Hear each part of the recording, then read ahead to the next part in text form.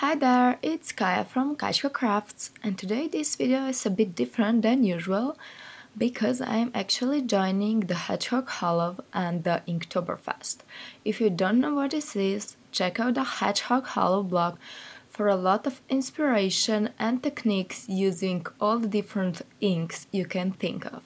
Today I will be using the Monteverde products and I will actually show you the old calligraphy that I know how to do, and it's super fun and interesting. There are different ways that you can do old calligraphy. You can use this kind of ink that is actually a liquid ink that they used back in the days, or you can just use this kind of pen.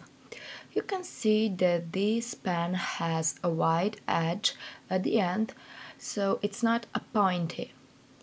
This one that I will be using through all the video is size 2, but you can change it to the size 1.5 that I will show you here. I don't have the cartridge in there, so I will just use this ink. So you can just dip it in and then use it as they used the feathers back in the days. So as said, this is a size 1.5. and then the smallest one is size 1, and you can see that they don't have the pointy ends, and I will be using the biggest one because you will be able to see the details the best. So these are all the different colors of ink that Monteverde has, but I will be using the black today. I always start by making a square. I will explain to you why I do it. So when you have a pen like this that doesn't have a pointy end, you have to use it the proper way.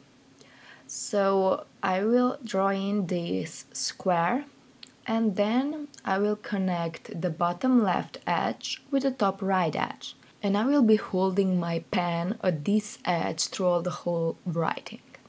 This is like 45 degrees, and you just want to make sure that you hold it in this position. If you forget how to write, just come back, put it on there, and you will have it in the perfect alignment once again.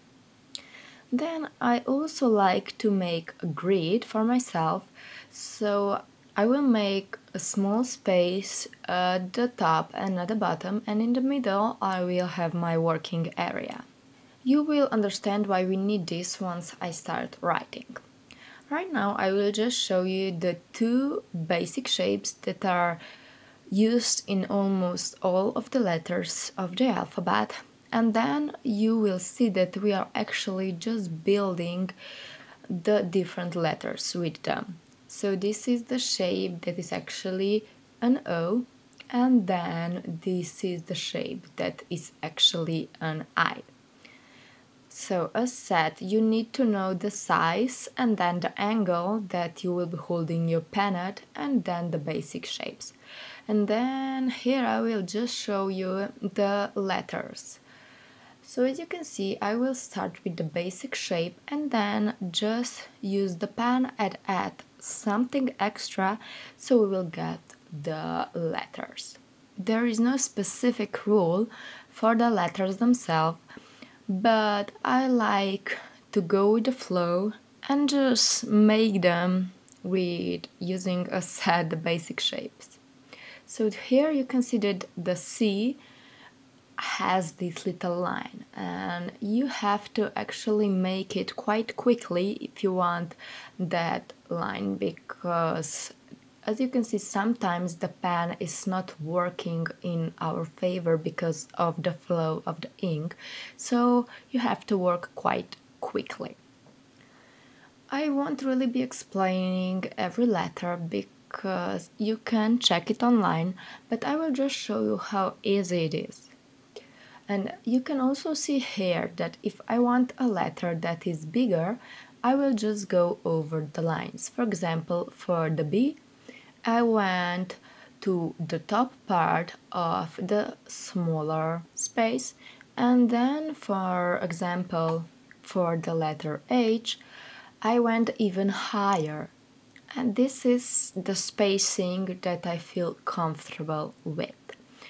You can try this out, it's super easy and super fun and actually quite different since everybody nowadays seems to be using the modern calligraphy or the brush lettering, but I feel like this ancient lettering is really cool too. So you can see that there are not a lot of these moves, but one thing is here with the letters P and Q that are special. You saw me do this on the letter P and you will see me do it again on the letter Q, and this is that I will actually turn around my pen to get this really thin line that you can see at the bottom of the letters, and it's actually the only time that I am not holding my pen at the degree that I showed you there at the beginning. So if you ever forget what kind of degree you're supposed to hold your pen, just go back to that square and you will see that it's easy to line it up and then you're good to go again.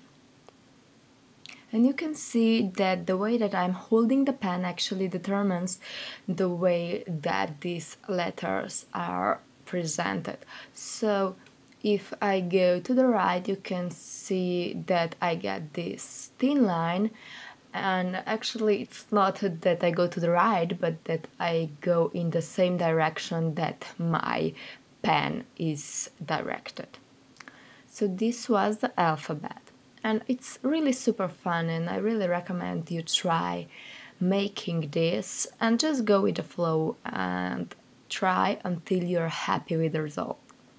So I will now just write something that you can see how fun this is. I will actually write happy birthday because I want to show you that you can use this easily on a card or in any project that you may be using. If you want the letters to be smaller, just use the smaller size and the smaller spacing between the lines. So I want to draw the lines here because I just felt that I need to show that you can also write without the lines, and it's harder. I usually draw in the lines and then erase them, but for you I will leave them as they are so you can see what I meant. And that actually finish up this project. Hope that you will check out the Hedgehog Hollow blog and the Inktoberfest, and that you enjoyed this video that is a bit different than my usual videos. Thank you so much for watching and see you guys soon. Bye bye!